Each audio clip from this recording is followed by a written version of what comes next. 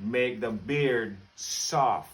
So by making the beard soft and those curls, they're not so hard anymore to, give enough tension on them to pierce the skin to cause the ingrowns. I think that's why I don't have any ingrowns so much, because it's so soft.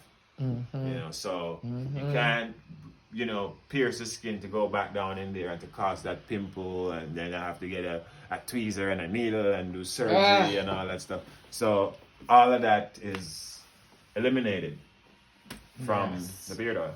So. Yes. So I love the beard oil. Yeah, I love using it too, and I like how it makes my beard feel, and I brush it. I like when it, like real big. Sometimes I sleep on it, and it gets it's patted down. So when I get up in the morning, I just, after I wash my face and wash